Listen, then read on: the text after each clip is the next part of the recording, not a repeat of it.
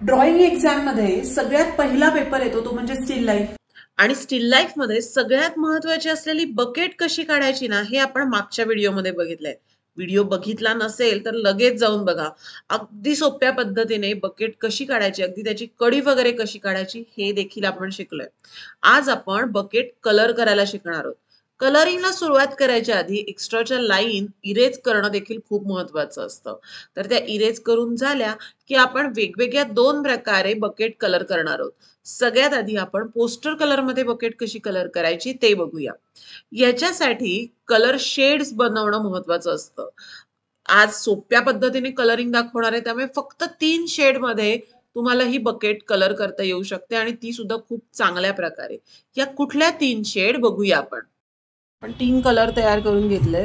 जो मधला कलर आहे तो आहे हायकीचा, जो इकडचा कलर आहे हा मिडल कीचा आणि वरचा कलर आहे हा लो कीचा. आता लो की म्हणजे काय?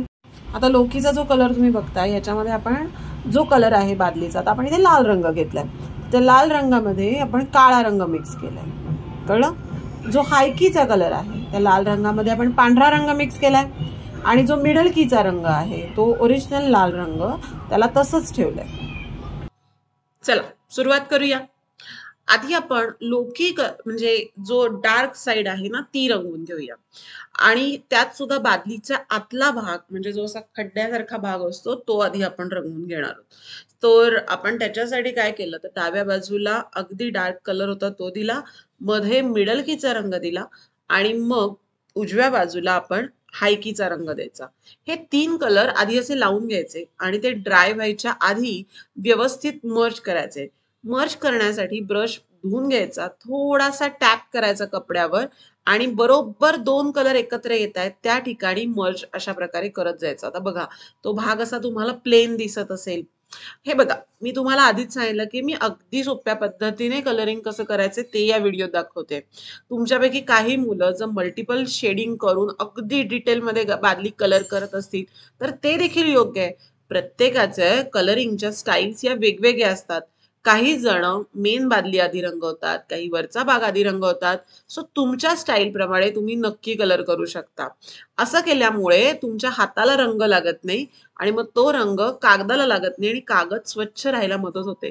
त्यामुळे वरपासून खाली जर रंगवत आलात तर कागद स्वच्छ राहायला मदत होते, इतकंच.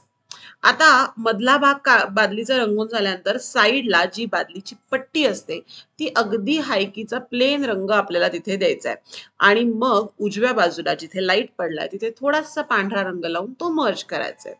मग बादलीचे जे काठ आहेत त्याच्यावर तुम्हाला आता दिसत असेल की मिडल कीचा रंग आपण दोन्ही साईडला देऊन घेतलाय. असं का तर जे ऑब्जेक्ट असं गोलाकार असतं तर लाईटच्या साईडला थोडासा डार्क असतो आणि डार्कच्या साईडला थोडासा लाईट असतो. मग हा थोडासा लाईट आणि थोडासा डार्क म्हणजेच मिडल कीचा रंग. म्हणून आपण दोन्ही साईडला मिडल कीचा रंग दिला जेणेकरून हे ऑब्जेक्ट असं गोलाकार दिसेल. आता जो बादलीचा असा जो खोल खड्डा असतो की नाही त्याच्यामध्ये लाईट हा नेहमी अपोजिट दिसतो.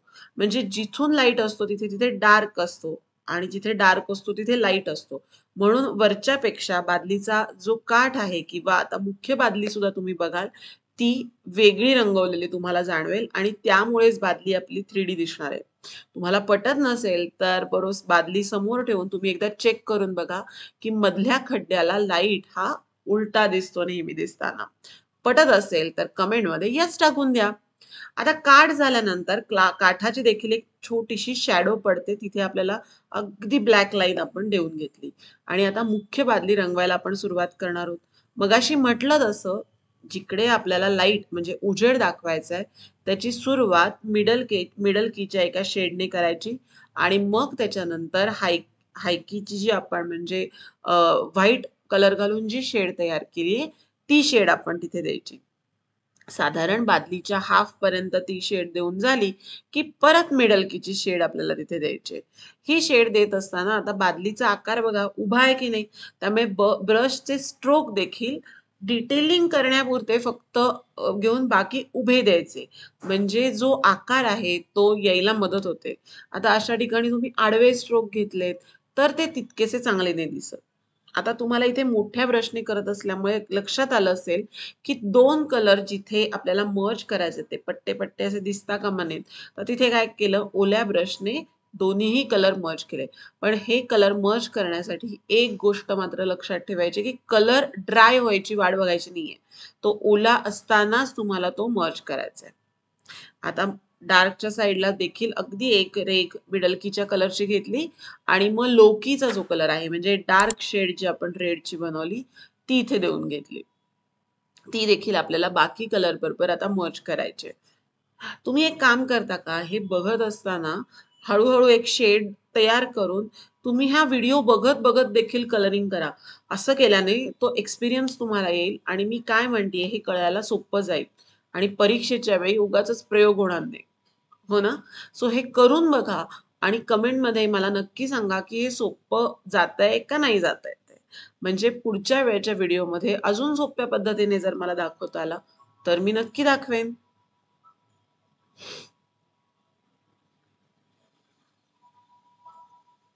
तुमच्या लक्षात येतंय का, फक्त 3 शेड घेऊन आपण किती वेगवेगळ्या शेड्स इथे बनवल्या. आता बादलीचा जो खालचा भाग असतो ना तो सगळ्यात डार्क असतो कारण पूर्ण बादलीची शॅडो देखील त्याच्यावर पडलेली असते. त्यामुळे तिथे खूप हायकीचा रंग नाही द्यायचा, उलटा मिडल की आणि डार्क हा रंग तिथे जास्त द्यायचा असतो.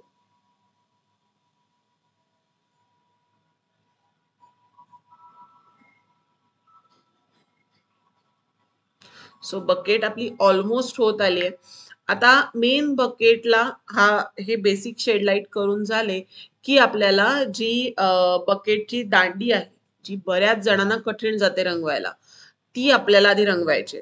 आता त्याच्यासाठी लागणारे कलर अगदी सोपे आहेत. व्हाईट आणि ब्लॅक, पांढरा आणि काळा या रंगाच्या शेड करून आपल्याला रंगवायचं आहे. त्याच्या आधी आपण बकेटला हायलाइट करून घेऊया. हायलाइटचा रंग देखील पांढरा रंग टाकल्यानंतर बरेच लोक तसाच ठेवतात. तो तसाच नाही ठेवायचा. तो प्रॉपर त्या हायकीच्या शेड मध्ये आपल्याला मर्ज करायचा आहे आणि मग वरनं वाटलं तर परत व्हाईट लावून त्याच्या कडा थोड्याशा मर्ज करायच्या म्हणजे तो नॅचरल हायलाइट वाटतो. आता मगाशी म्हटलं तसं आपण बकेटची जी दांडी आहे म्हणजे हँडल आहे ते आधी रंगवून घेऊया.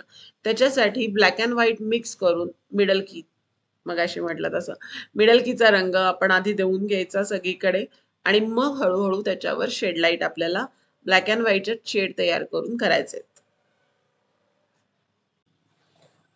बरं मला सांगा की तुम्ही मित्रकला या आमच्या चॅनलला सबस्क्राईब केलंय की नाही.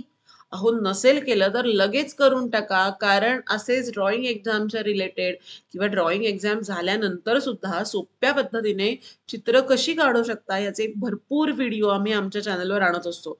त्यामुळे सबस्क्राईब केलं नसेल तर लगेच सबस्क्राईब करा, ऑलवेज नोटिफिकेशन ऑन करा आणि या व्हिडिओला लाईक करा आणि त्याचबरोबर तुमच्या मित्रमैत्रिणींबरोबर शेअर करायला देखील विसरू नका. आता बेसिक आपलं कलरिंग झालंय. आता थोडं डिटेल कलरिंग आपण करून घेऊया. डिटेल कलरिंग मध्ये मेनलीच जिथे शॅडो आपल्याला टाकायचे जशी या हँडलची शॅडो आपण टाकली ती शॅडो टाकणं, कुठे हायलाइट टाकायचंय का, कुठे काही रंग सुटलाय का, बरेच वेळेला थोडीशी जागा पेपरची दिसते सगळीकडे रंग लागलेला नसतो ते बघून घेणं आणि आपण काढलेला ऑब्जेक्ट मधले शेड लाईट एकदा चेक करणं या सगळ्या गोष्टी त्याच्यामध्ये येतात. त्याच्यासाठी देखील वेगळा फिनिशिंगसाठी वेळ ठेवायचा. तर ऑलमोस्ट पोस्टर कलर मध्ये बकेट कशी रंगवायची हे आपलं झालेलं आहे. आता ह्याच्यानंतर आपण ऑइल पेस्टल मध्ये बकेट कशी रंगवायची हे बघणार आहोत. ऑइल पेस्टल मध्ये रंगवायला देखील कठीण असते कारण त्याच्यासाठी कलरच्या खूप वेगवेगळ्या शेड्स आपल्याला लागतात. सो ते या व्हिडिओ दाखवण्यापेक्षा त्याचा स्वतंत्र असा दुसरा व्हिडिओ लगेचच 2 दिवसांनी मी तुमच्यासाठी घेऊन येते. त्या व्हिडिओमध्ये अगदी डिटेलमध्ये ऑइल पेस्टल मध्ये बकेट कशी रंगवायची हे दाखवणार आहे. तोपर्यंत पोस्टर कलरची प्रॅक्टिस नक्की करा. मित्रकलावर ड्रॉइंग एक्झामसाठी खास सिरीज चाललेली आहे. तुम्ही याच्या आधीचे व्हिडिओ सुद्धा बघितले नसतील किंवा याच्या नंतर येणारे व्हिडिओ जरी तुम्हाला बघायचे असतील तर एक काम करा, पटकन मित्रकला चॅनलला सबस्क्राईब करून टाका. हा व्हिडिओ कसा वाटला हे कमेंटमध्ये सांगा आणि अजून ड्रॉइंग परीक्षेच्या अजून ड्रॉइंग परीक्षेसाठी तुम्हाला काय काय मदत हवी आहे हे देखील मला कमेंटमध्ये सांगायला विसरू नका. एलिमेंटरी इंटरमिजिएटच्या सगळ्या विद्यार्थ्यांना माझ्याकडून बेस्ट ऑफ लक.